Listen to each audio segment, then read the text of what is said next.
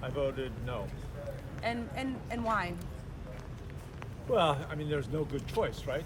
That I think someone's got to stand up to.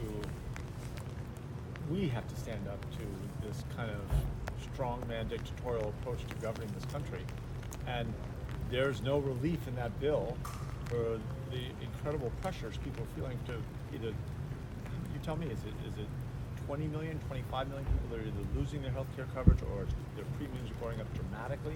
They're getting no relief out of that bill. What are you going to say to people who look at this and say Democrats put up this fight for 40 days and then walked away with not their key demand? Well, we did not get our key demand. We got a bunch of other things in there.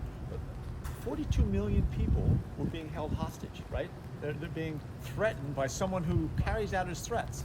They're threatened with hunger and even starvation because the SNAP program, no matter what the court said, he was going to go back and fight it and tie it up forever, and that's what people are trying to eat.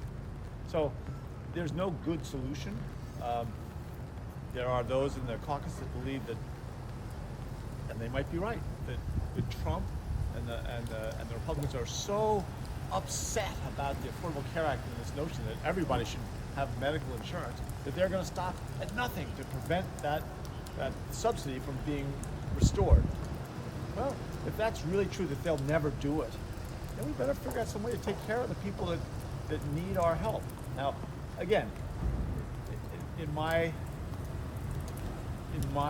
sense, I mean, I voted no just because I'm so off. I'm just frustrated that you're right, 40 days, and we gave them every chance to negotiate a moderate, doesn't have to put the whole thing back, and they wouldn't do it.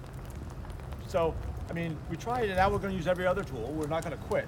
There's not one person in the Democratic caucus who doesn't believe that we need health care for everybody. Everybody should have a medical home somewhere. Every single person in that caucus believes it, and everyone in that caucus, when we left the room, was united that we're going to continue working on this. But if Republicans will join you, that's the question. Well, we've got to get Republicans to join. It's a democracy, and we'll keep trying to find different ways to make the case that these are their people. Most of these people are in red states. They're having the highest percentages of losing insurance or excessive premiums.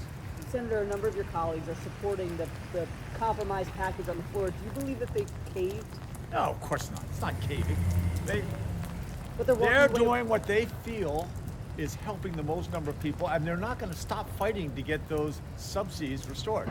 Even though they walked away without getting their key They didn't get it today, but they're not quitting. What they did get today was making sure that 42 million people can get their SNAP benefits, right? That was being threatened by someone who carries out on their threats. That was being threatened to be taken away from them as long as this went on. That's crazy. You shouldn't hold the American people hostage and threaten them with hunger and starvation. I mean, so well, go ahead. Sorry. I'm just jumping hard. What's the next step? What's the tool in the toolbox that you use next? Well, I think right now we go and we write a bill and we make them squirm. If they're going to vote against this bill, boy, they're going to be telling all their people, we really don't care about your health care. And let them vote that way. There's elections coming up in about a year, if I'm not mistaken.